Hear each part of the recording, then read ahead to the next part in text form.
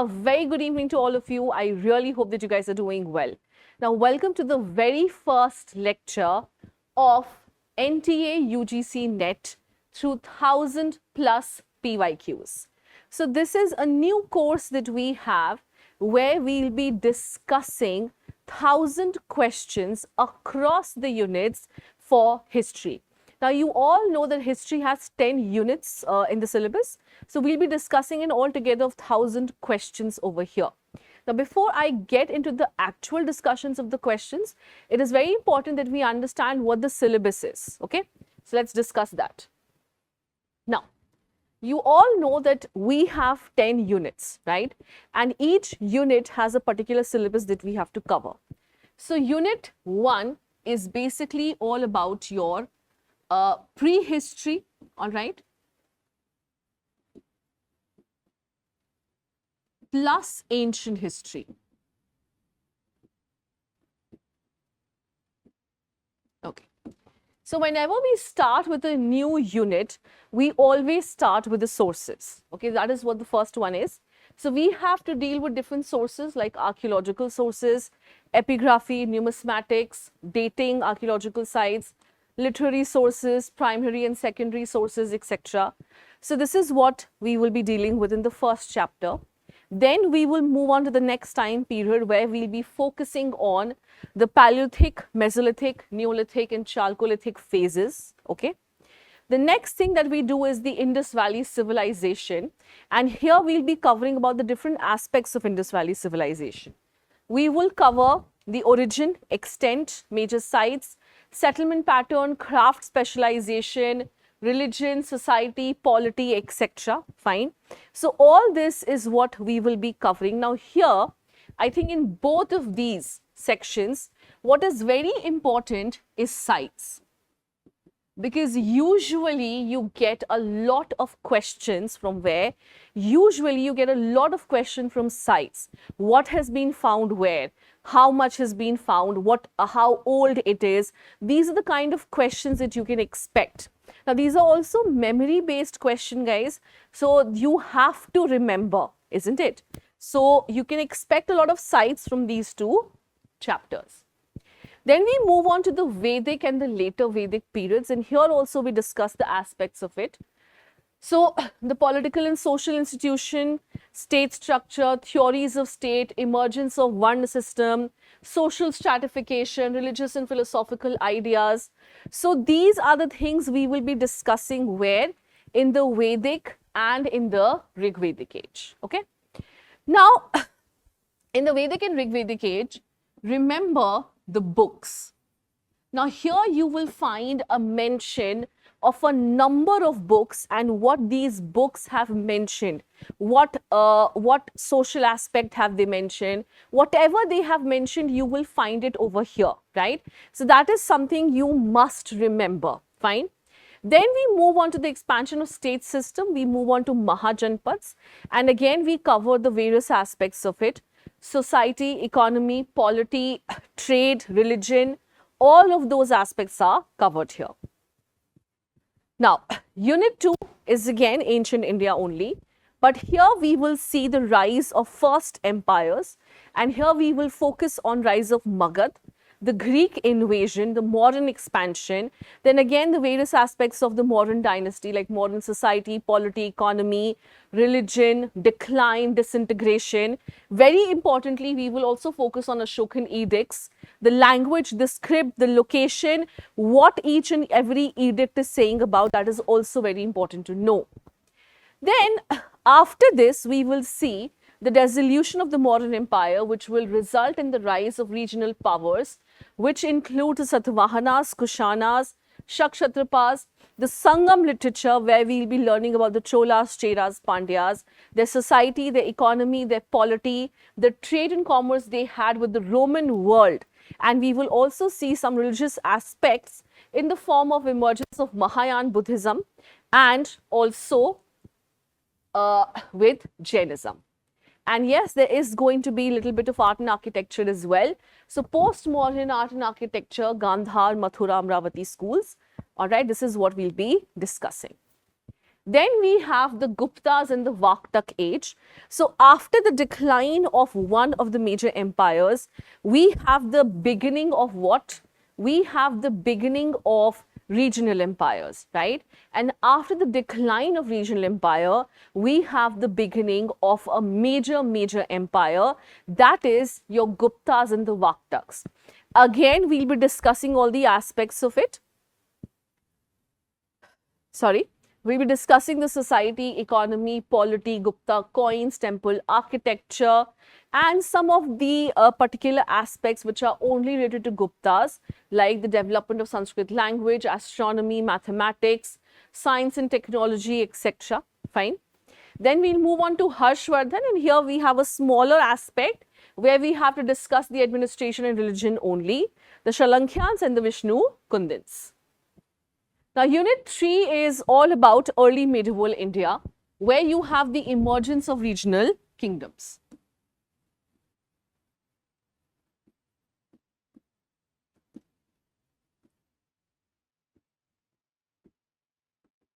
Okay. So, with the decline of the Guptas, we can see the rise of regional kingdoms. Now, these regional kingdoms are going to be covered geographically.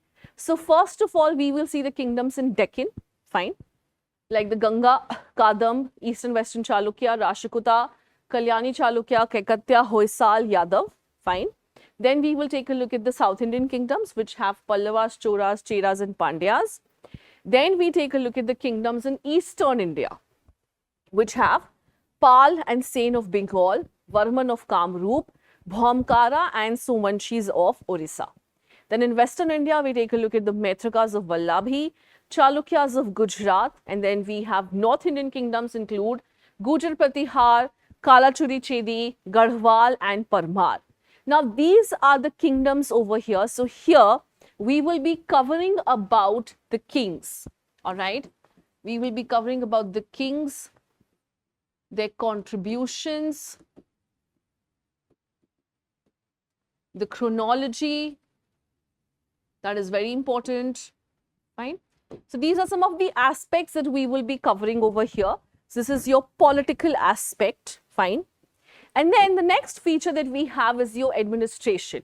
So, now here, whenever we cover any aspect, be it administration, agrarian economy, trade and urbanization, all of this is going to be covered in accordance with all of these regional kingdoms. So, if we are discussing administration, you have to know the administration of the kingdoms in Deccan, of Gangas, of Kadam, of Chalukyas, of Rashtrakutas, of Pallavas, Chelas and Cholas. Okay? Sorry, Pallavas, Cheras and Cholas. Fine. So, you have to, whenever you are covering any aspect of any, you can say regional kingdom. So, if you're covering administration, you cover administration of each and every regional kingdom which has been mentioned in your syllabus. Fine. Similarly, we discuss the agrarian economy also. We discuss the agrarian economy in general as well, and we discuss the agrarian economy in the sense of each and every regional kingdom. Similarly, with trade and urbanization, in trade and urbanization, what we can do is, we can have a general discussion, but we can divide the discussion geographically. We don't have to go kingdom by kingdom, like Gangas and then the Kadam and Cheras and Chalukyas. No, we don't have to do like that, but we have to go geographically. So, we can discuss trade in Eastern India, then we can discuss trade in Western India, trade in Southern India, trade in Northern India. So, this is how we can go. Then we have the discussion of Brahminical religion. So, we discuss Vaishnavism, Shaivism, temple patronage, temple architecture, regional styles, Bhakti, Tamil Bhakti, which includes Alvars and Nayanars. Then we discuss some of the Bhakti saints, Shankar, Madhav and Ramanujacharya. Then we discuss the society, and again, as I told you, society of all of these regional kingdoms. So, again, we don't have to go according to the kingdom, we can go according to the geographical location. So, society, the various aspects of society like Varna, Jati, position of women, gender, marriage, property relations, untouchability, all of this can be discussed geographically, fine. So first of all, we'll discuss all of these aspects for Eastern India, then for Western India, then for Northern India, like that, okay? Finally, we have education and education institutions, where we'll be discussing about the Agrahar, Math and Mahavihar. And then we have debates on state formation regarding the medieval ages, where we have to discuss the feudal model, the segmentary model and the integrative model. Finally, we will discuss about the Arab invasion of Ghaznavid conquest, all right? And then we will also be talking about the Ghurid conquest. Now, this section is all about medieval India.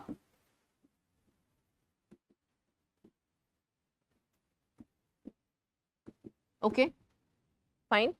What is this about? This is all about medieval India, and as I told you that whenever we begin with a new unit, we always start with sources, right? Sources remain more or less the same, but new things can be added like chronicles, all right? Sources in regional language, daftar khans, farmans, bahi, poshti, akhbarat, foreign travelers account, etc. So these can be added, all right? Then we will discuss the political developments here. We will see some of the dynasties which have come up in medieval India. So we'll discuss about the Delhi Sultanate, fine.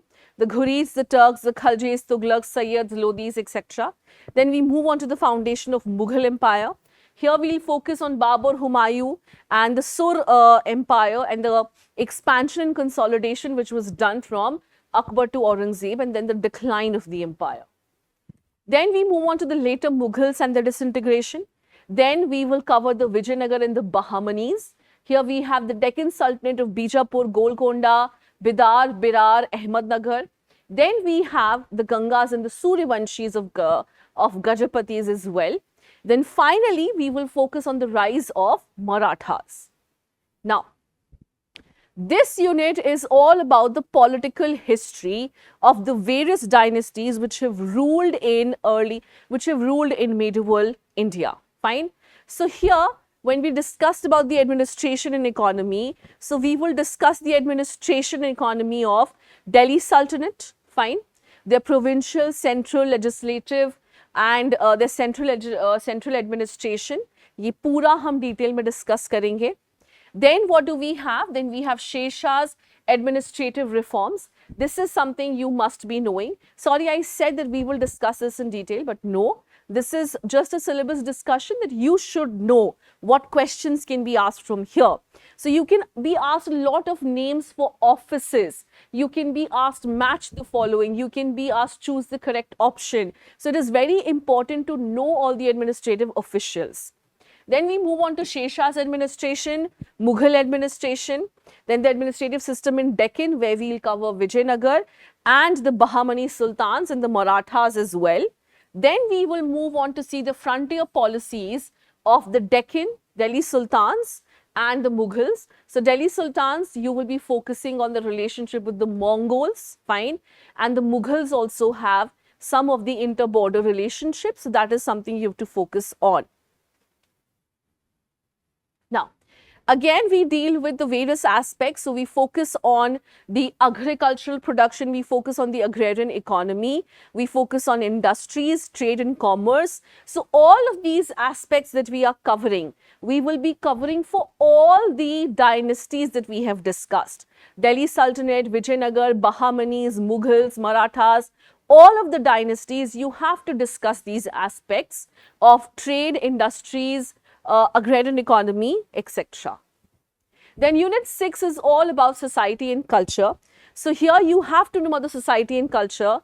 Then you have to know about the Sufis. You have to focus on the Bhakti movement, where you have to focus on Shaivism, Vaishnavism and Shaktism. Then you have to know about the saints of the medieval period, the north and south, the impact they had on the socio-political and religious life, the women saint of medieval India. Fine. Then you focus on the Sikh movement, okay? Then you have the social classification. So you have to study the society. So you can focus on the rural society, the position of women, development of education, fine arts. So this unit is all about your social and cultural organization. So in this, you obviously have to study about society, you have to study about art, architecture, literature, education, Varn, you have to study about caste, you have to study about religion. So many things. So all of the societal aspects you have to focus on.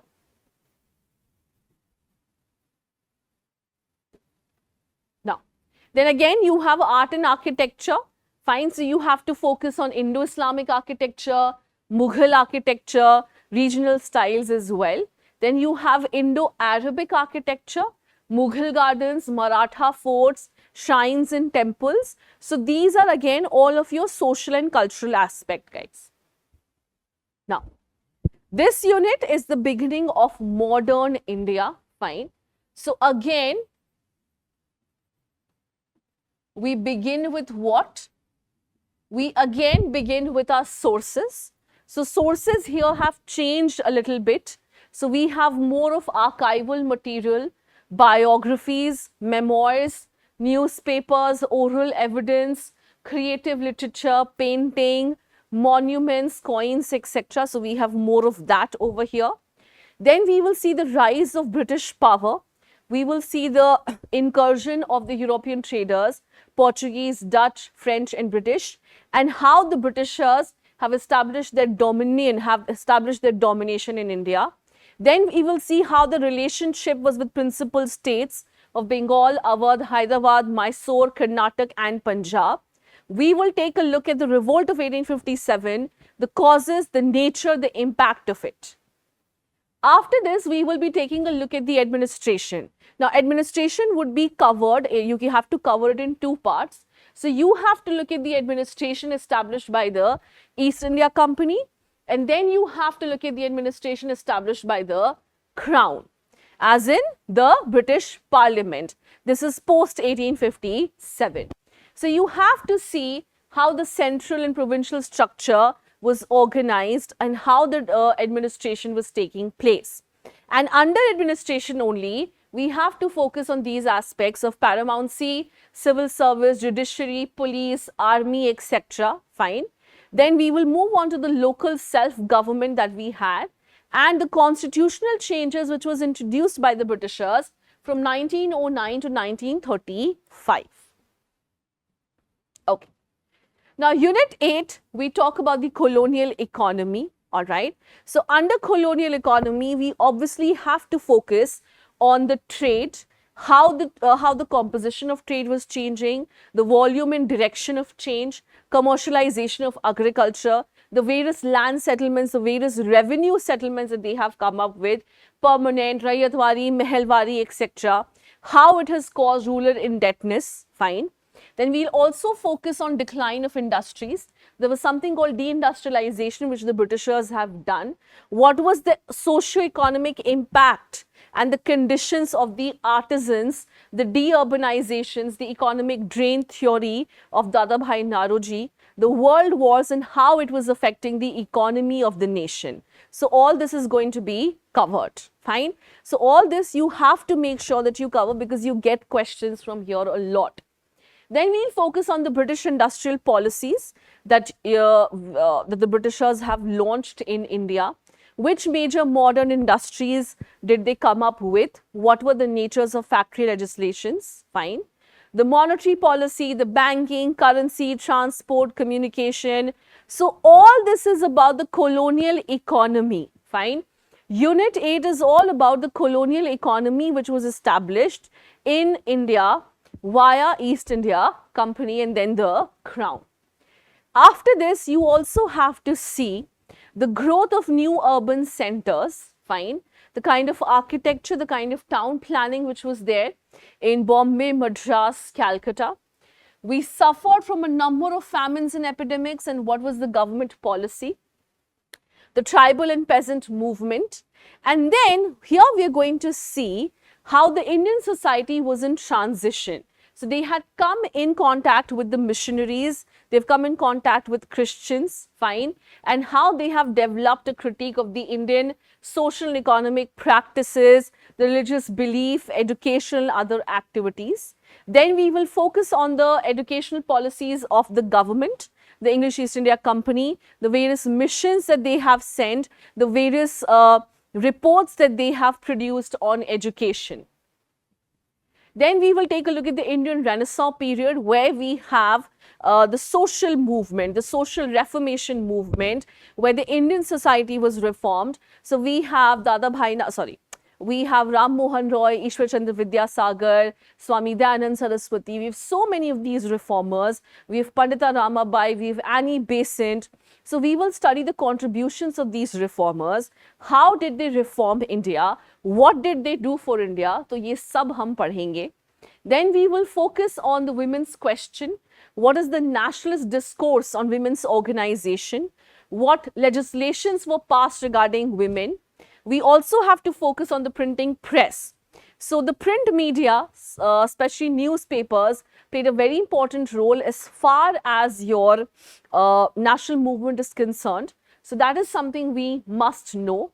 Then we also have to focus on modernization of Indian languages and reorientation of painting, music, performing arts. This is all about your art and architecture over here in modern India. Now, Unit 9 is about the national movement. So first of all, we focus on the factors which have brought about the national movement. We focus on the Indian National Congress. Then we focus on the Indian National Congress from 1885 to 1920, the moderates, the extremists, the revolutionaries. Then we focus on Swadeshi and Swaraj movement. Then we have the Gandhian mass movement, where we have everything: non-cooperation, Champaran Satyagraha, the Kheda Satyagraha, the civil disobedience, Subhash Chandra Bose and his INA, role of the middle classes in the national movement, how women were participating in the national movement.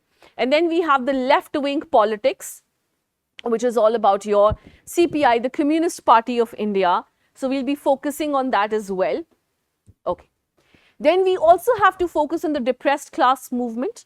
And then we will see, then we will move towards freedom and partition. So we will see how Muslim League and the genesis of Pakistan takes place, and how we have communal politics, and then how we move from independence to partition. And this portion is all about what happens after independence. Fine. So we have to focus on the challenges of partition, integration of the Indian princely states, Kashmir, Hyderabad, Junagadh, etc. Then we focus on B.R. Ambedkar and the contribution that he has made to the making of the Indian Constitution, the state of bureaucracy, the new education policy, economic policies post-independence. Fine. Yes. Linguistic reorganizations of state-center relationship, the foreign policy initiatives of Panchsheel, etc., liberalization, privatization, globalization. So all of this is your post-independent India, right? So you have to focus on these aspects. You have to focus, you have to know what are the aspects of liberalization. You have to know what is privatization. You have to know the aspects of globalizations. You have to know the summits which were attended. You have to know the laws which have been signed, isn't it? The laws regarding the world, like for example, the Geneva Convention, etc. Fine. So you have to know these laws, because you can get questions from here, and they have been asked. These questions have been asked. Okay. Now we come to a very important part of our syllabus. This is Unit 10. Now, if you've seen your papers for 2024, you will realize that they have asked a lot of question from historiography, guys, right? Lot of question from historiography has been asked. Fine. So what is this about? Why so many questions have been asked? So now historiography is something that you will have to remember, right? See, historiography is not something which can be taught to you. Historiography is something which you have done over the course of your graduation and in the course of your masters. So you have to go back to your readings, You have to go back to your original readings. You have to go back to your primary sources. You have to go back to the various books and the readings that you have done for various topics so that you know which book is talking about what is the author's perspective. Fine. So unit 10 can be divided into 3 parts actually. Okay. So here you have the historical method, research methodology, fine, and then you have the historiography. So first of all, they just talk about, now this historical method and research methodology, this is going to help you with your PhD, fine, for your PhD research, okay. So here you have to focus on the scope and objectivity of history. You have to deal with what are the biases and objectivity in history. Then you have to understand the heuristics operation, criticism in history, synthesis and presentation, history and the auxiliary sciences which are related to it. Now there's a question that whether history is a science, arts, or it is a social science. You also have to understand how you deal with causation and imagination in history. What is the importance of regional history and what are the recent trends in Indian history? All this will help you with what? All this will help you with your PhD thesis, guys. Now, then you have to focus on the various research methodologies. How do you form a hypothesis? What is the area of proposed research? How do you collect data? Primary, secondary, original transit sources, trends in historical research, fine. So then you also have to focus on selection of topic in history, notes taking, references, footnotes, bibliography, thesis and assignment writing. Then you have to know about plagiarism, intellectual dishonesty in history writing. All of this that I have discussed with you is going to help you with your PhD thesis. So when you submit your proposal, you can definitely use some of this, and then when you submit your actual PhD thesis, this is going to help you a lot. Fine. Now in historiography, we have to focus on the recent Indian historiography, right? What is the recent Indian historiography which is going on, right? Now if you've seen your questions, you would see a question has been asked on Veer Savarkar, okay? So Veer Savarkar is the recent Indian historiography which has been going on, right? So you have to focus on those trends as well. Then here it is all about your historiography, guys, fine. So beginning of historical writings, we'll focus on Greek, Roman and church historiography. We focus on Renaissance and its impact on history writing, negative and positive schools of historical writing. Then we have the Berlin Revolution in history writing, where we'll be focusing on Ranke. Then the Marxist philosophy of history. Then we will focus on the cyclical theory of history, which was given by Oswald Spengler. Then we have the challenge and response theory, which was given by Arnold Joseph Toynbee. Fine. We'll be discussing the aspects of it, guys. Okay. We'll not just be discussing the theory. We'll be discussing the person behind. We'll be discussing their life. We'll be discussing what this theory is about. What are the aspects of this theory? How is this theory applicable, isn't it? How is this theory applicable to the historical writing? Fine. So whenever you are doing your readings, whenever you're preparing for your exams, make sure that whatever you are learning, you divide it into different aspects, okay? So suppose you are learning about Von Ranke, then just remember that you have to know about his life, his historical contributions, the historiography that he came up with, what is the historiography about. So make flowcharts like this and it will be helpful. And lastly, we also have to focus on postmodernism in history, which is very interesting. Sorry. Okay. Now, these are the various cultural concept, ideas and terms that we should be knowing. So, while you are doing your studies for your UGC-NET history, you will be dealing with these concepts, fine. So, you should be knowing these concepts. I mean, I don't think you need to know them in a separate basis. अलग से आपको इसको study नहीं करना पड़ेगा.